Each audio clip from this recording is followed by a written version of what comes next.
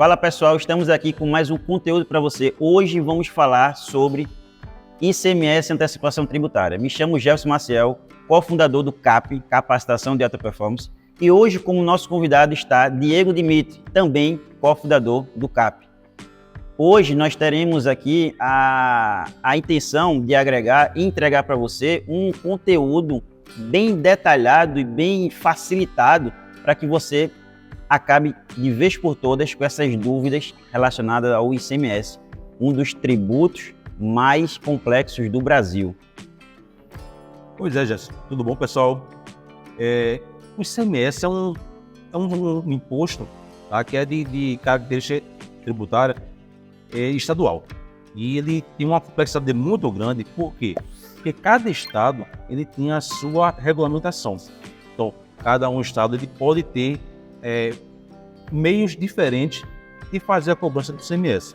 Tá? Então, o ICMS ele tem, sim, claro, tem uma padronização, tem uma Constituição, uma lei que trata sobre ele especificamente, porém, cada estado tem as suas regulamentações. Por isso que ele tem a característica de ser o maior imposto, tem maior complexidade, né, sobre os outros impostos.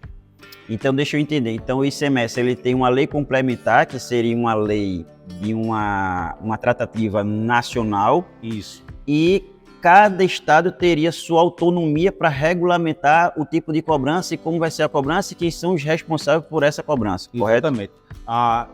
Existe a lei complementar 87 de 96, onde tem o regulamento do ICMS, certo? Porém, através dela, com base nela, dessa lei complementar, os estados vão criando os seus decretos, regulamentando em si a cobrança de ICMS por cada operação. E qual seria o órgão responsável por acompanhar e fiscalizar a cobrança do ICMS? Em cada estado tem a Secretaria da Fazenda Estadual, que é o órgão competente para poder fazer a regulamentação e cobrança dos impostos. Esse ICMS, ele é apenas de cobrança voltada a pessoas jurídicas ou também pode ser cobrado por pessoas físicas? A princípio, o ICMS ele é uma cobrança que é destinada às pessoas jurídicas, certo? Porém, pode haver situações que a pessoa física também seja responsável pelo recolhimento do ICMS. E tem algum cadastro específico para que essa pessoa jurídica ou essa pessoa física seja colocado no radar ali da Cefaz para ser cobrado pelo ICMS? Sim. Toda e qualquer empresa comercial, certo? Ela tem que ter um cadastro junto à Secretaria da Fazenda, que chama de CACEP, certo? Que é o cadastro do contribuinte do Estado de Pernambuco, a princípio, certo? Que através dela, o órgão competente da Secretaria da Fazenda, ela fica monitorando todas as empresas na sua movimentação com transferência de mercadoria. Entendi. Então, como funciona na prática essa questão da antecipação tributária? Olha, a antecipação tributária é um dos fatos, é um ponto do ICMS, tá? A antecipação tributária, como o próprio nome já fala, antecipação de tributo. Ou seja, mas essa antecipação ela é ocasionada nas aquisições interestaduais de mercadorias. Então, o fato gerador dela é apenas quando há compras interestaduais, certo? Então, a Secretaria da Fazenda ela cobra essa diferença de alíquota, certo? Em relação a essas operações, entre a alíquota da operação interestadual e a alíquota daquele produto interno. Qual o motivo, qual a necessidade dessa cobrança? Primeiramente, a antecipação do imposto na sua saída posterior, mas também para efeito de diminuir essa guerra fiscal entre estados. Então, há essa cobrança da antecipação tributária, mas para efeito de combater essa guerra fiscal. Entendi. Então, no caso, essa antecipação, pode-se dizer que ela ocorre mesmo antes de que haja venda, ou seja, antes de que a empresa efetue a venda, ela já paga o imposto. Exatamente. Então isso aí, consequentemente, deixaria o produto dela mais caro antes de chegar na prateleira. Exatamente. Isso aí, para o empresário, é complicado porque você vai pagar o imposto antes da sua movimentação. Porque o fato gerador do ICMS é a sua transferência de propriedade. É quando você transfere aquela mercadoria para outra pessoa. E nessa situação da antecipação tributária, você paga antes de vender. Quando você compra, você já paga uma parte do ICMS na sua saída.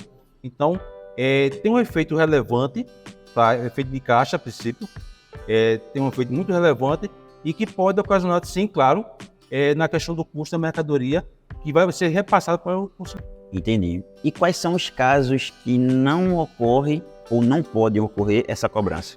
A antecipação tributária, ela tem algumas limitações. Tem algumas situações especiais que não pode haver a cobrança da antecipação. Tipo, as aquisições de mercadorias que são sujeitas à substituição tributária. Ou tem alguma tributação específica para aquele produto. Aí, nesse caso, não há cobrança da antecipação.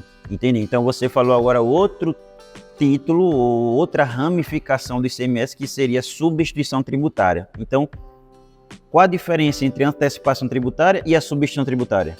A antecipação tributária, como a gente já vem falando aqui, a antecipação ele ocorre nas aquisições de mercadorias interestaduais.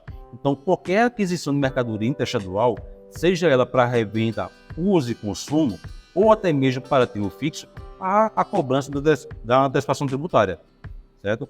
A substituição tributária, ela é uma cobrança que é feita para alguns produtos específicos, certo? Para alguns produtos específicos e que ocorre na primeira saída dela depois da sua produção ou da sua importação, tá? Então, quem é responsável pela cobrança da substituição tributária é a indústria, ou atacadista, ou até mesmo importador, tá? Então, tem essa diferença da substituição tributária e da antecipação. Entendi. E nos casos que a matriz transfere a mercadoria para a filial, existe também a possibilidade dessa cobrança ou não há? Não há cobrança de ICMS nas transferências de mercadorias de mesma titularidade, certo? Isso aí já foi definido, inclusive, pelo Supremo Tribunal Federal, que não há fato gerador para essa cobrança.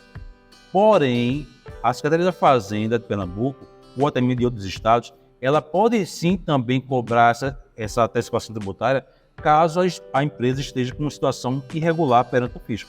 Entendi. E quais são os critérios de considerar a empresa em situação regular e a situação irregular? A situação regular é quando você está toda arrumada, toda em dia com a ajuda da Secretaria da Fazenda. A irregularidade, ela vai de acordo com se você tiver algum imposto atrasado, se você tiver alguma declaração acessória pendente de envio, se você tiver com a inscrição estadual suspensa ou cancelada, e aí há um fato gerador também da antecipação. Entendi. E como seria feita essa cobrança? Ela é cobrada de uma única vez ou existe a possibilidade de ser cobrada de forma fracionada? Olha, a antecipação tributária ela é cobrada de duas formas. Ela pode ser cobrada de forma parcial ou de forma diferença de alíquota. Qual a diferença entre uma e outra? A parcial é quando você adquire uma mercadoria para revenda, certo? Para a finalidade de revenda. A diferença de alíquota é quando a cobrança é feita para compra interestadual para uso e consumo. E o fato gerador dele é o mês da aquisição.